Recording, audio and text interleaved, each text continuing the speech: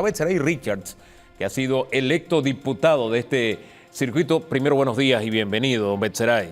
Buenos días, Hugo. Buenos días, Dorcas, y a la ciudadanía. Hombre, le decía, la misma situación que se vive en San Miguelito se vive en los barrios. Usted fue electo. Claro, e incluso peor, y es una situación realmente compleja que ya llevamos años de estar denunciando, primero como periodista, realizando como corresponsal en el área y ahora como candidato a diputado independiente y ahora como diputado electo.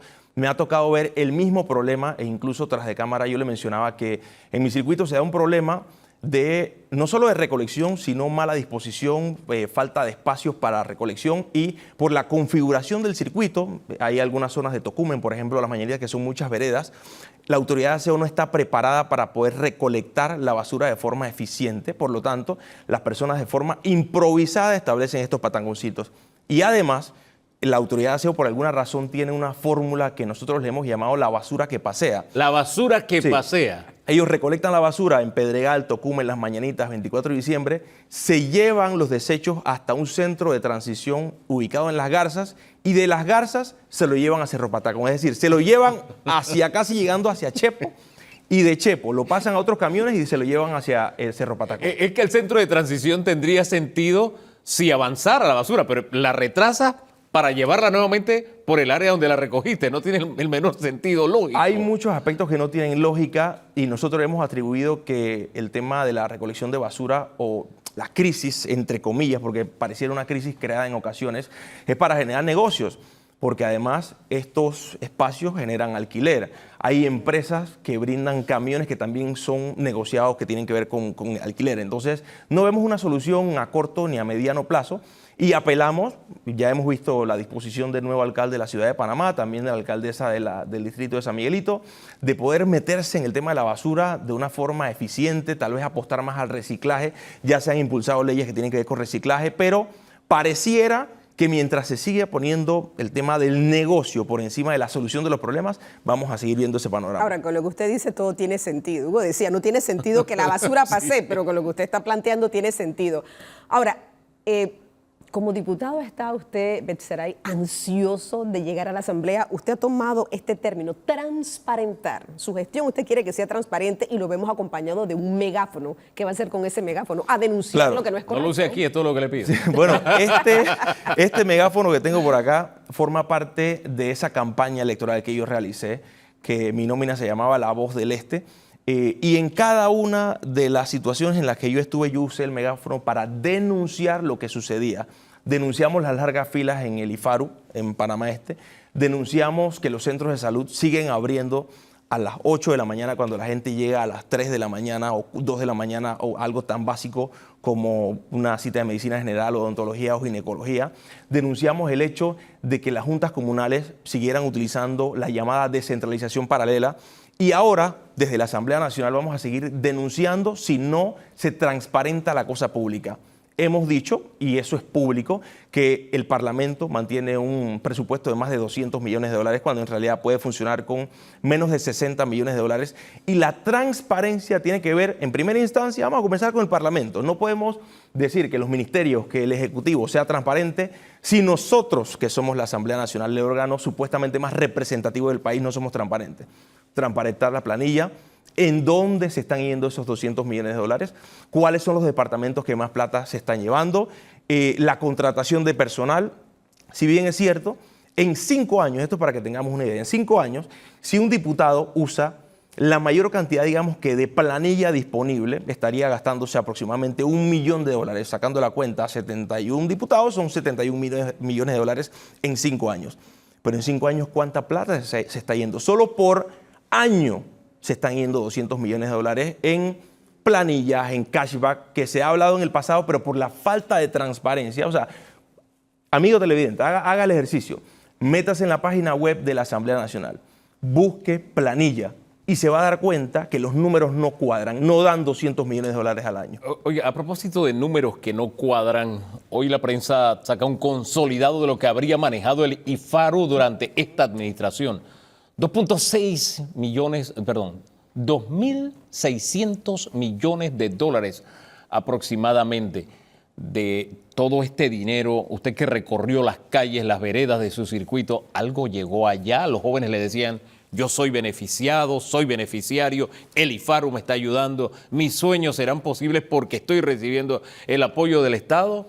¿O había ausencia? Lamentablemente no. Los jóvenes del circuito sí estaban siendo, digamos, discriminados desde algún punto de vista. Durante la recolección de firmas me di cuenta de muchos jóvenes que me decían, no te puedo firmar porque el diputado de mi área me otorgó una beca. Y yo le decía, hagamos un alto ahí. ¿El diputado del circuito es director del IFARU? No. ¿El diputado del área tiene algo que ver con la Comisión de Educación? No. Entonces, ¿por qué el diputado te otorgó beca? No, lo que pasa es que el diputado forma parte del partido PRD. Entonces, este gobierno PRD que va de salida, gracias a Dios, ha demostrado que la politización de las becas con este escándalo de los auxilios económicos es un problema que no es de este gobierno, tenía años. Y nosotros, de hecho, durante la recolección de firmas y posterior a eso, presentamos una iniciativa en la Asamblea Nacional que buscaba transparentar los auxilios económicos. Por un lado, eliminación de los auxilios económicos como figura, el establecimiento de un protocolo de transparencia. Todo recurso que se otorgue en becas debe ser de acceso público, nada secreto. Nada secreto. Y por otro lado, que las becas sean únicamente por mérito. Solo no por para palanca transparentar, para utilizar su término que varias veces ha estado aquí en la mesa, eso que le decían los muchachos de su circuito que recibían, ¿era auxilio económico o era beca? Porque hay que diferenciar. Lo uno, aunque los dos siempre han existido, el auxilio económico lo que pasa es que ahora de alguna forma se ha industrializado y también se ha disparado el monto y tal vez por el perfil de las personas beneficiadas. Pero, ¿qué estaban recibiendo exactamente? ¿Auxilio o beca? Bueno, habría que ver de qué partida se sacaba del IFARU, pero pareciera o podría ser de los auxilios económicos, que era lo que más politizado se estaba manejando.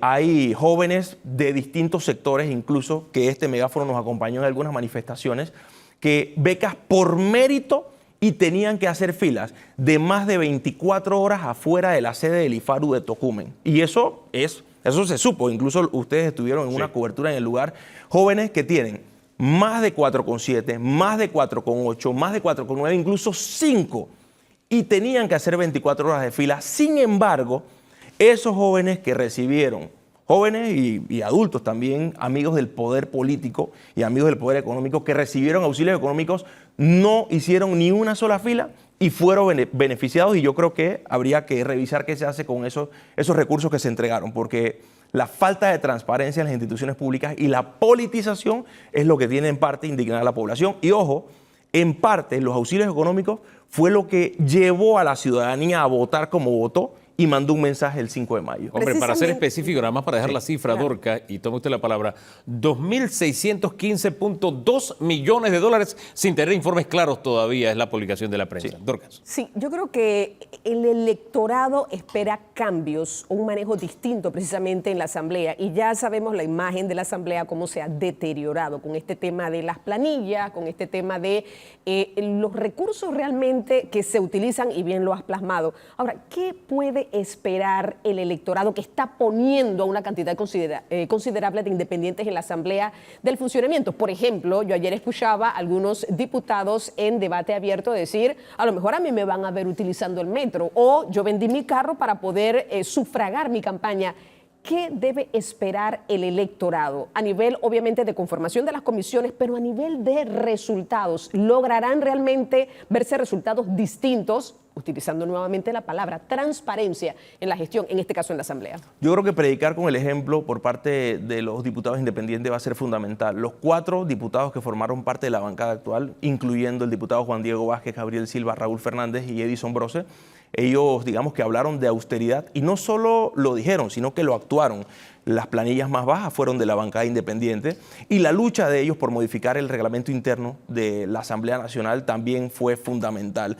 De hecho, en campaña nosotros firmamos un documento de la Fundación de Libertad Ciudadana que establece los puntos muy específicos que formarían parte de esa modificación al reglamento interno, que busca transparentar, y entre estos compromisos está, por ejemplo, limitar el personal por despacho y evitar el nepotismo, basta que diputados contraten a sus primos, a sus sobrinos. Hubo un caso de uno de los diputados que nombró a 30 personas con el mismo apellido. Independiente, a propósito. Exactamente, entre comillas, ¿no? Que entró por libre postulación y que no tenía nada independiente. La contratación transparente de personas por concursos públicos debería ser. Votación electrónica y transparente para los diputados. Ya no puede ser que los diputados voten a tambor batiente y que la ciudadanía no tenga acceso. Si ya el Parlamento tiene la tecnología de votación electrónica, debería ser absolutamente y al 100% electrónica. Por ejemplo, mejorar las peticiones ciudadanas para que alcanzan cierta cantidad de firmas, seguimiento y respuesta a solicitudes de información pública, transparencia en las comisiones de presupuesto, por ejemplo, y que se sesione públicamente en todo momento, basta y cero sesión a puerta cerrada, anunciar públicamente la agenda de sesiones para permitir la participación ciudadana, transparencia en la gestión de los diputados, publicar el presupuesto y ejecución del mismo y realizar auditorías internas y externas públicas de salarios y contrataciones, cosas que no suceden. Entonces, por ley, mediante la modificación al reglamento interno, podríamos establecer que el ciudadano tenga acceso público a cómo se manejan todos los recursos de la Asamblea Nacional. ¿Con cuántos funcionarios podría de alguna forma operar una oficina de un diputado? ¿Cuántos serían necesarios? No tengo experiencia parlamentaria, sin embargo, según la experiencia que me han mencionado, entre 4 personas, máximo, o 5 personas, incluyendo los asesores legales, de repente alguien que te asista en el despacho y todo lo demás. Fíjese que se lo pregunto porque veo que la bancada del Partido Panameñista está pidiendo que se reduzca el presupuesto de la Asamblea, pero solo en un 50%. Claro. Es decir, que siga funcionando con más de 100 millones de dólares. ¿Le encuentra usted lógica? Cosa que es inaceptable. Nosotros hemos sido reiterativos y una de las primeras luchas que vamos a tener es la disminución al presupuesto de la Asamblea Nacional, por lo menos a 60 millones de dólares o a 50 millones de dólares, porque los números son exactos. Las matemáticas de 200 millones de dólares y no precisamente aumentando la capacidad de maniobra de la Asamblea o la productividad. O sea, si usted, Hugo y Dorcas, me dice que la Asamblea actual es más productiva que la de hace 20 años, bueno, yo lo aceptaría. Pero el ciudadano considera que la Asamblea no está siendo productiva mientras que maneja 200 millones de dólares y más.